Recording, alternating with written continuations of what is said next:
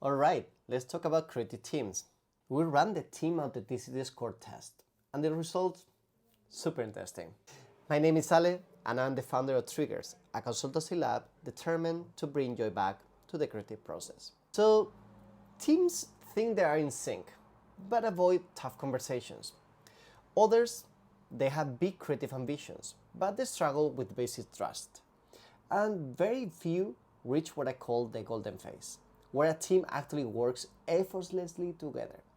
So, where do most teams fall, and what does that say about how we really work together?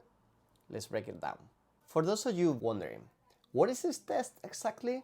The Team Authenticity Score is a questionnaire designed to measure the maturity of your creative team.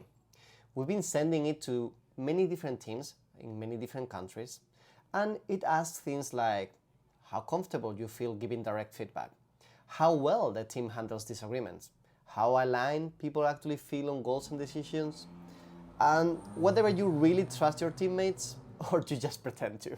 The goal to help to see where your team really stands, not where you think it is.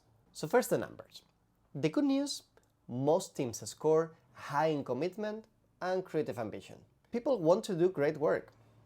The bad news, the lowest scoring areas across the board were conflict resolution and direct feedback. Shocking, right? Are creative teams avoiding hard conversations? Never heard that one before. Jokes aside, this is a big deal because what we found is that teams that avoid tension also struggle with deep creative collaboration.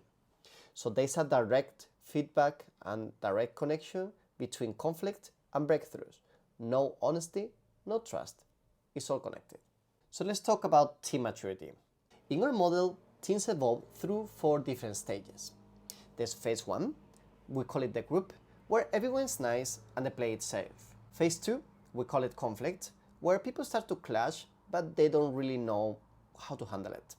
Phase 3, structure and trust, when things start being real and they start setting some rules. And phase 4, productivity, where people start to know how to work together. There's no ego, just flow.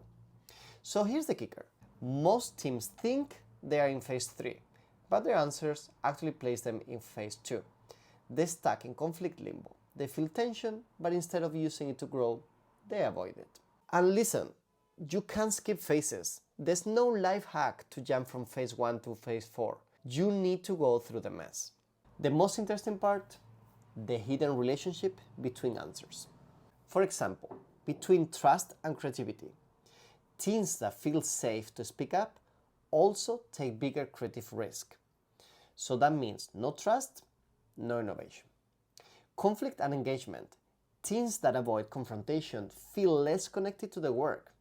So when people say, I feel disengaged, 90% of the time it's because they're holding back something they should be saying. Also, feedback and performance. The teams that score highest in we give honest feedback also score highest in productivity. Makes sense, right? You can't fix something that you don't talk about. So if your team is feeling blocked, maybe the issue isn't the work. Maybe it's the conversations you are not having. Alright, so what can you do with all this? I have some suggestions for you. First one, make space for real conversations. Stop defaulting to everything's fine and start asking yourself, what are we not really talking about? 2, embrace conflict as a tool. The best teams argue productively. If nobody's pushing back, you are not pushing far enough. 3rd, practice feedback like a muscle. Not just in performance reviews, make feedback a daily habit. And 4, don't mistake efficiency for authenticity. High-performing teams often look productive, but might be suppressing deeper team issues. Here's my challenge for you. Think about your own team. What phase are you really in? What's the one conversation you are avoiding? Because if you want a team that actually works together, you don't need more motivation. You need more honesty.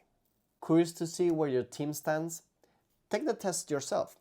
There's a link in the description. Let me know what surprises you with your results. And if you want more videos on making teamwork actually work, you know what to do. Hit like and subscribe. See you in the next one.